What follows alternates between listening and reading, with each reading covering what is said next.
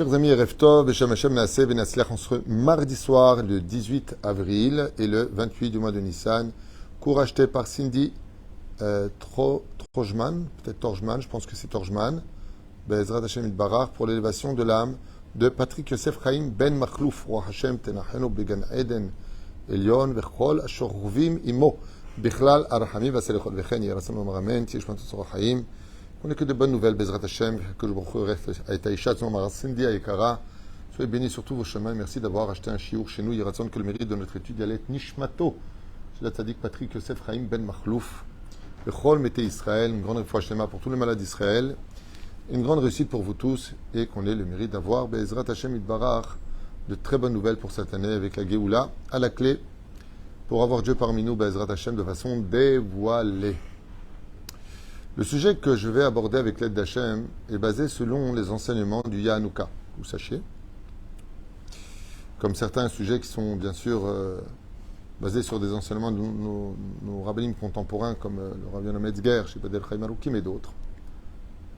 Et c'est un sujet, moi, qui me tient beaucoup à cœur, parce qu'on va vraiment parler de cœur, à propos de nous n'avons toujours pas de Beth Amikdash aujourd'hui.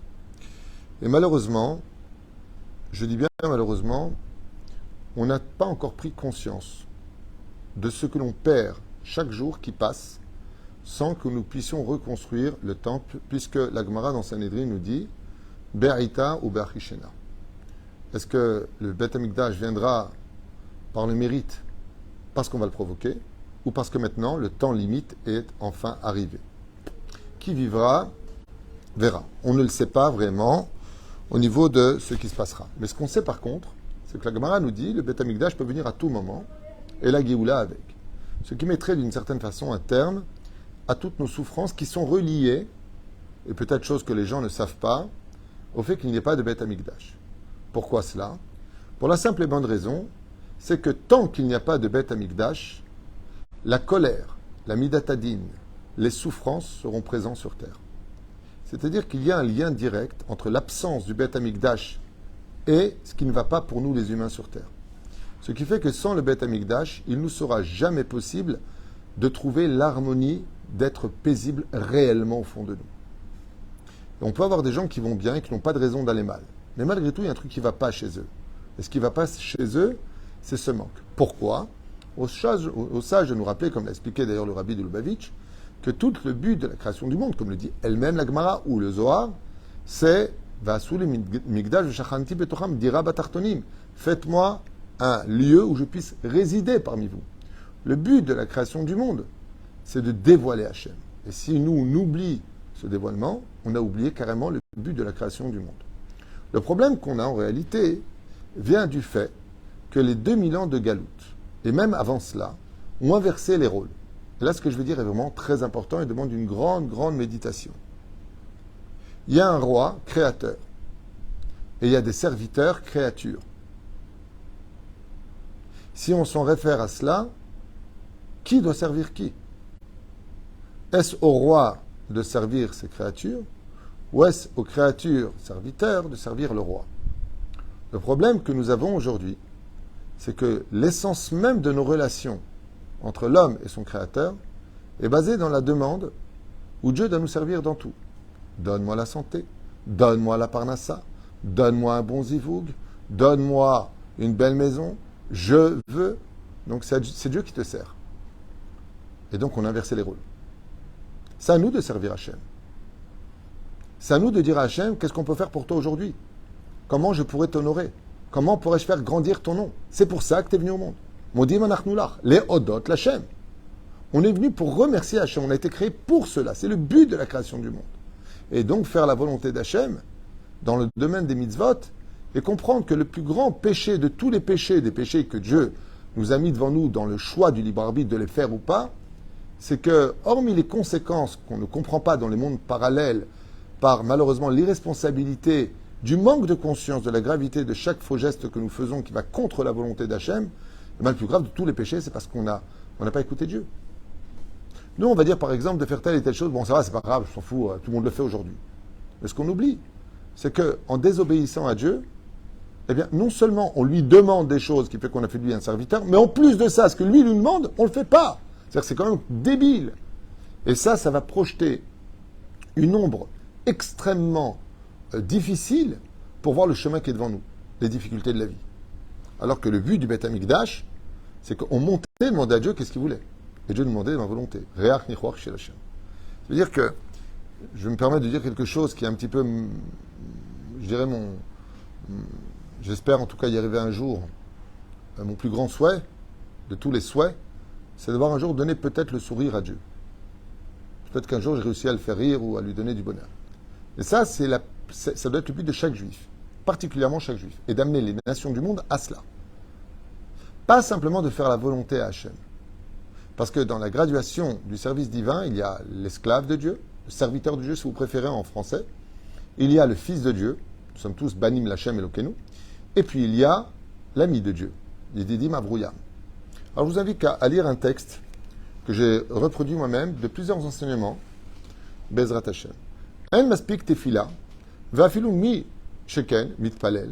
Donc il ne suffit pas. Le problème qu'on a, c'est qu'il n'y a pas assez de prières sur terre. Pourquoi est-ce qu'il n'y a pas assez de prières? Eh bien parce que les gens, l'oma aminim, shebehemet Hashem shomea, verotam. Le fait qu'on ne prie pas assez Hashem, qu'on ne parle pas assez avec Hashem, qu'on ne fait pas assez de hitbo des doutes, vient du fait que en réalité, depuis ces 2000 ans passés à travers les pérégrinations des nations du monde et tout ce qu'on a subi et fait, on n'est plus persuadé que Dieu nous écoute. Et regardez ce qu'on va voir plus loin. Rubam choshvim sha'Hashem rak berosh Hashanah ve'Kippour. Shomea otam. On est devenu un peu bizarre dans notre comportement vis-à-vis de Dieu, c'est que nous estimons que Dieu nous écoute qu'à Rosh Hashanah et Kippour. Le reste, non. Pire encore, le Yetzer Hara a inversé encore les rôles. On pense que Dieu nous a laissé tomber alors que c'est nous qui l'avons laissé tomber. Ve'az olchim, la tzadikim. Et qu'est-ce qu'on fait nous? On dit alors nous, ils ne nous écoutent pas, alors on va aller chez les tzadikim. Parce que eux, ils sont écoutés par Dieu. Et encore une fois ici, il y a une très grave erreur qui est commise. C'est du pur Yetzer Hara. Dieu est proche de toutes ses créatures et il aime chaque personne. Et va filu ba'astara shebetocha astara. Gam sham. Dieu est avec nous même au plus profond de la clipa dans laquelle on pourrait se trouver. Il n'attend que ça, qu'on lui parle. Parce que nous, on ne croit plus en nos prières réellement parlant. On dit, oh, je prie, ça sert à rien, Dieu ne m'écoute pas. On va voir un tzaddik.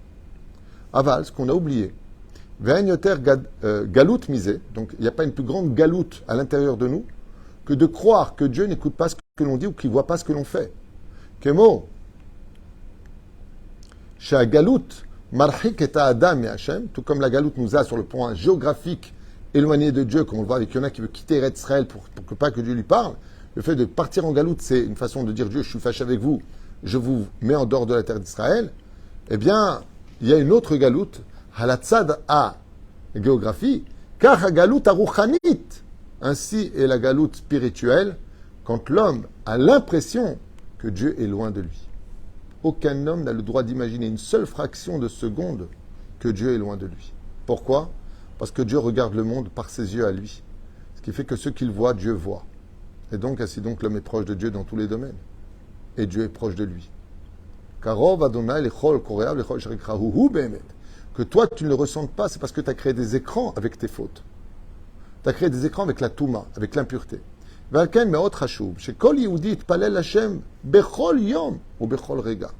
c'est pour cela qu'il est impératif pour chaque juif d'ouvrir son cœur et d'apprendre à parler avec Hachem toute la journée s'il le faut.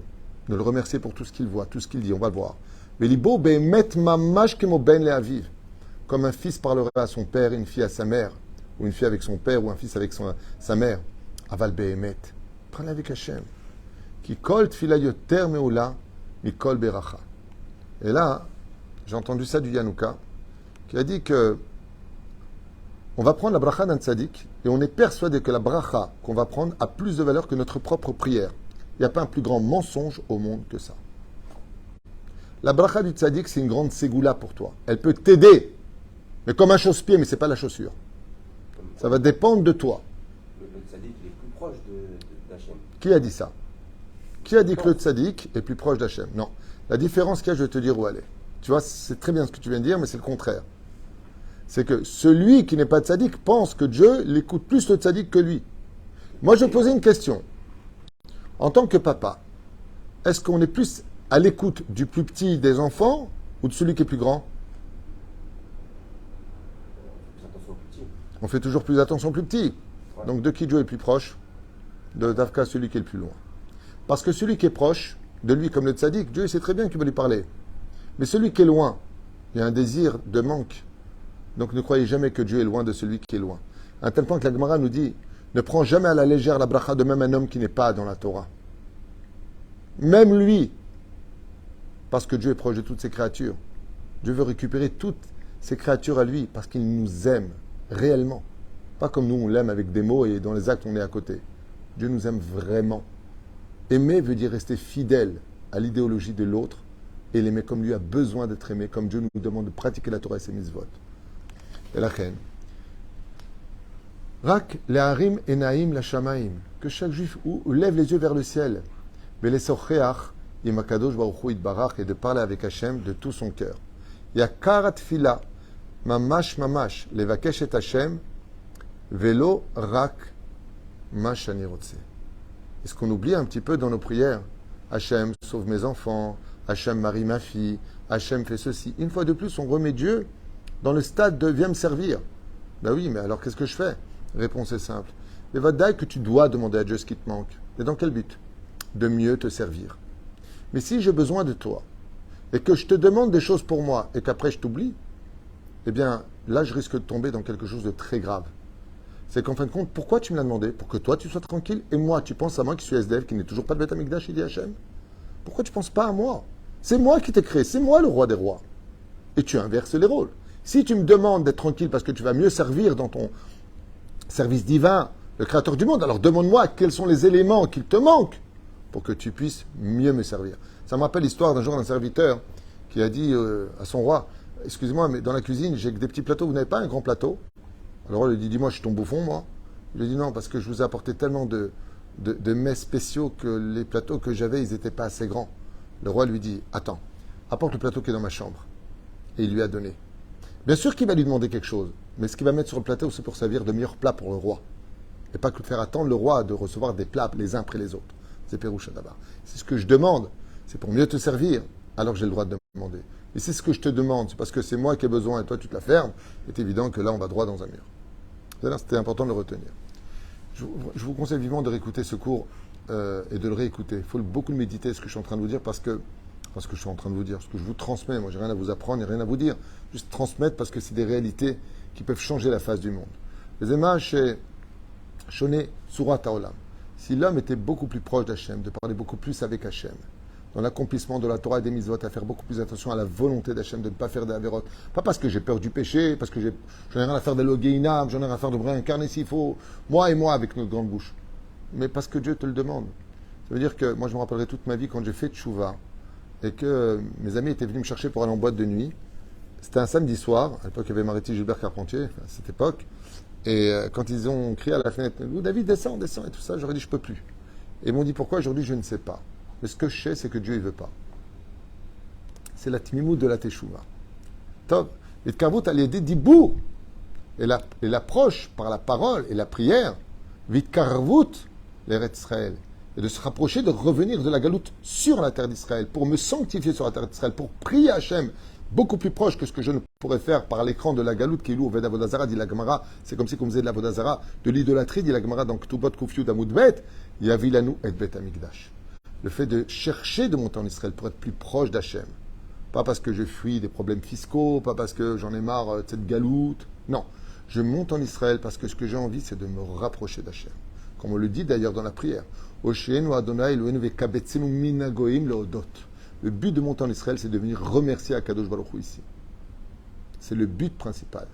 Il y a un abruti à la Knesset, un ancien du Likoud, alors que Bibi Netanyahou avait envoyé à Smotrich un courrier lui disant « Espérons que le système dans lequel nous sommes au niveau des finances marche bien si Dieu veut. » Et lui il a répondu « Si Dieu veut, c'est comme ça qu'on dirige un pays, si Dieu il veut. » Alors je répondrai à cet abruti qui a quitté le Likoud et qui ferait mieux d'aller en yeshiva que le pays ne peut être dirigé que si Dieu veut. Je referme cette parenthèse. Kama hashuv leizaer mina isore Torah. Car combien on doit faire attention de tous les interdits de la Torah qui vont créer des écrans entre nous et Dieu et qui vont nous faire croire par la suite que malgré le fait qu'on fait des fautes, Dieu ne nous écoute pas, ce qui est faux.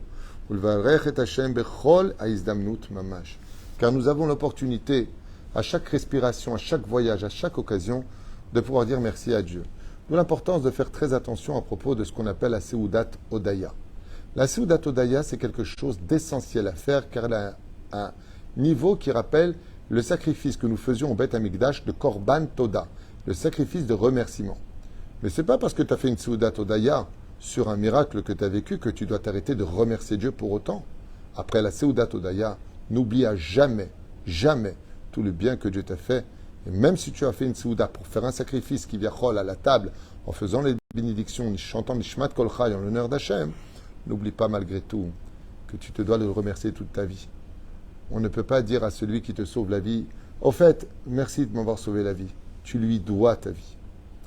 La Chaïn Akadosh Baruch Hu nous a donné le dialogue, l'étude de la Torah, la prière, les bénédictions, avant de manger, avant de boire, avant de dormir. Un vêtement nouveau chez Chayanou, la maison, Chanoukat Bait, quand tu te maries, les Nisouin, pour avoir des enfants, quand on a trouvé son zivoug, Yachol Mamash, à chaque occasion, un juif, il a toujours l'opportunité de faire une bénédiction. Velasat et Retzon Hashem Itbarach, Veloma Shani Rotse. Achon, vous savez, il y a un philosophe, je crois allemand, de ce que je me rappelle, il s'appelait Nietzsche.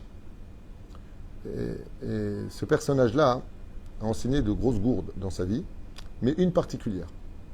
C'est celui qui a dit, pour ceux qui connaissent un petit peu la philosophie des nations du monde, la moralité est l'ennemi de l'humanité, d'une certaine façon, dans le sens où la moralité est un obstacle au développement des désirs de l'homme. En d'autres termes, aujourd'hui, on peut dire que la moralité universelle est celle de Nietzsche, aujourd'hui. Il n'y a plus de moralité, il n'y a plus d'interdit. Tandis que la Torah vient nous dire, surtout, mets des barrières de moralité à chaque chose. Nietzsche va dans le sens où si Dieu existe, pour lui, c'est à lui à se mettre au désir de l'homme. Tu as créé ses plaisirs, c'est pas pour rien, on va en profiter.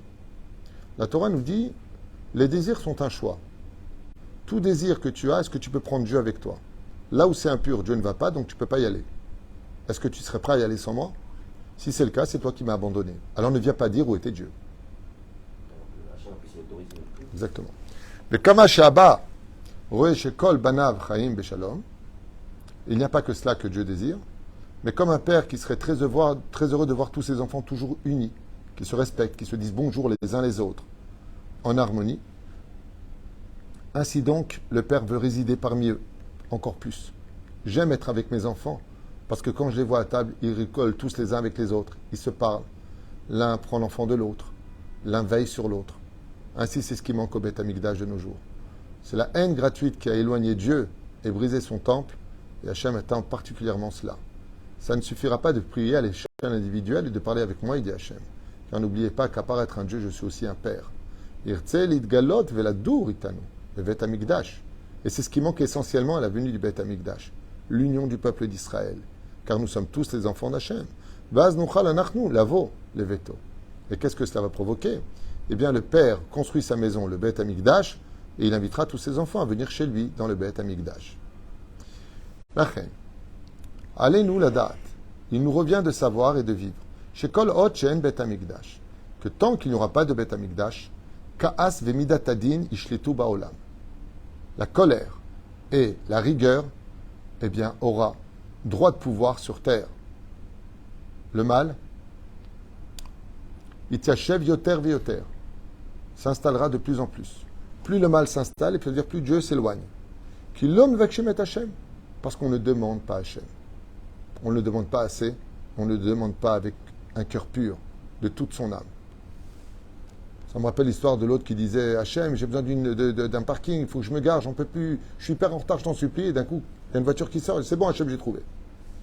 Oh, c'est pas comme ça que ça se passe. Okay?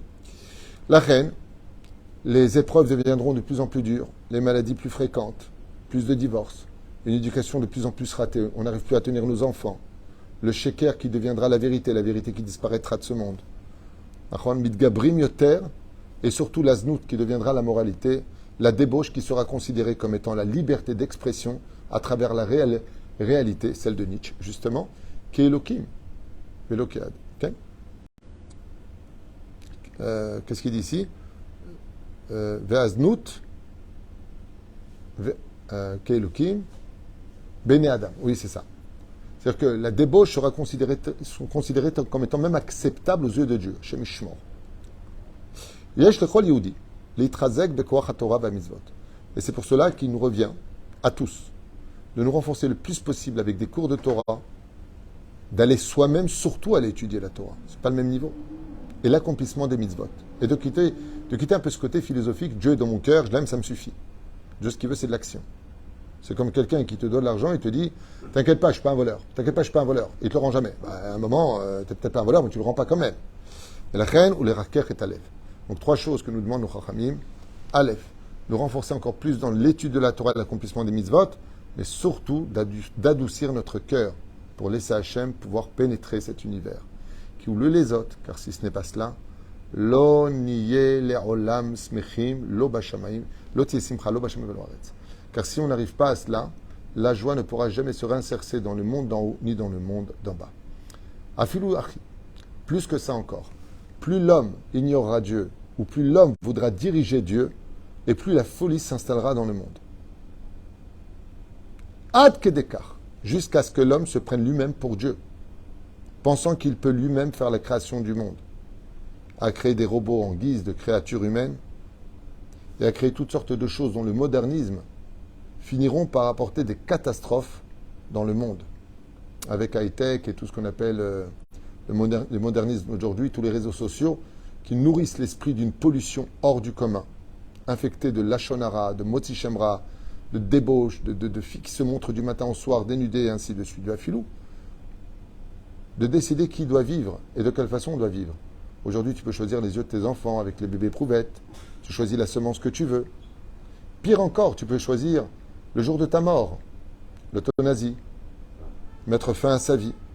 Okay? Et ainsi de suite. La liste va être très très longue. Ça veut dire qu'on va en train de dire à Dieu, on n'a plus besoin de toi. Pour créer la vie, on sait comment faire aujourd'hui. Pour créer la mort, c'est pas toi de nous dire ce qu'on a à faire. Pour créer des créatures, on a créé des robots, tout est robotisé aujourd'hui. On ne parle plus avec des humains au téléphone, on parle avec des machines, appuyer sur un, appuyer sur deux, et ainsi de suite. Ce qui aurait été avantageux si on l'avait mis au service divin. Mais l'idéologie l'a rempli dans un shigaon. Je voudrais vous lire un article qui a été mis sur I24 aujourd'hui, à propos de ce que je viens de dire. Donc on est dans le journal I24, tout le monde connaît. Et j'aimerais vous le lire à voix haute. Voilà, je ne vous montre pas. 2 secondes. Just a minute, please. Voilà. Je vous le montre pour ceux qui voient. Voilà. Vous voyez? C'est pas moi qui l'ai écrit, je ne sais pas si vous voyez, c'est I24. J'ai envoyé cette copie, l'image. Voilà ce qui a marqué. Après un séquer, c'est-à-dire un séquer, c'est un... Comment on dit un séquer en français? J'ai oublié. Un séquer, un sondage, ouais, c'est ça. Un sondage qui a été fait de façon très professionnelle, donc en bas il donne les noms et ainsi de suite. 72% des fondateurs des startups souffrent de problèmes de santé mentale. Qu'est-ce qu'ils nous ont dit les Chachamim? La folie viendra vous envahir. 72%. Il y a une suite à ça, hein. Lisez l'article, c'est assez impressionnant. Ils sont en dépression totale. Ils sont en train de se réunir en disant mais qu'est-ce qu'on a fait? Qu'est-ce qu'on a fait? Le but était de rendre robotiser l'esprit de l'humanité pour qu'elle suive un système qu'on appelle l'ordre mondial à travers tous ces réseaux sociaux dans lesquels aujourd'hui on pourrait plus facilement se passer de cigarettes que de notre portable. On est devenu addict. C'est ce portable qui dirige nos vies. Ce sont les informations qui nous donnent des informations. Les gens n'arrivent plus à penser d'eux-mêmes. Les influenceurs sont présents. 72%. 72, c'est le nom de Dieu le plus élevé. Ça s'appelle Shem Havaya de Yudin. C'est juste un petit clin d'œil, c'est une allusion. Et le chiffre 72, il est pas stam. 72, pour celui qui connaît un peu la Kabbale, c'est le nom de Dieu le plus élevé de tous. Il y a ici un clin d'œil. Qu'est-ce qu'on dit les Chachamim? Shigaon. Vous retrouverez ces mots-là dans la Torah elle-même, dans la paracha de Bechukotai et dans la paracha de Kitavo. Il y a 3400 ans en arrière. Et la reine, l'homme se voudra remplacer Dieu, ou pire encore, se prendre pour Dieu, faisant oublier Dieu à l'humanité. Chaval, Chez l'Otofsim et Kol HaEzdamnuyot Leodot Lashem. Alors que tout est tellement facile, ça ne coûte même pas d'argent, d'être capable de remercier Dieu, de parler avec Dieu à tout moment, parce qu'il nous aime d'un amour incommensurable, et que rien ne pourra jamais le remplacer, car tout ce que fait l'homme finira par l'emmener, comme c'est marqué noir sur blanc. Yavi et Kol HaOlam Kulo La Avadon. Le modernisme va finir par emmener toute l'humanité, parce qu'elle n'est pas bien cadrée, à sa perte la plus totale. Ki Kol Kar Dvarim Tovim. Asa Veose Hashem. Car toute la création de Dieu et ce que fait Dieu pour nous chaque jour est tellement pur et tellement bon qu'on se doit de le remercier à tout moment. Rien qu'un regard dans le ciel, avec un cœur qui parle pour lui. Et si on n'y arrive pas parce qu'on n'a pas le temps et que ça ne nous parle pas, alors au moins quand tu feras une bracha, sois au moins investi dans la bracha. Quand tu feras ta mida, sois au moins dans ta mida. Ces 3 rendez-vous avec lesquels le Créateur du monde t'a fixé Shacharit, Mincha ve'Arvit, ou une seule prière pour les femmes. Chola devarim ha'ele, yovilu et ha'olam, le'atzlacha.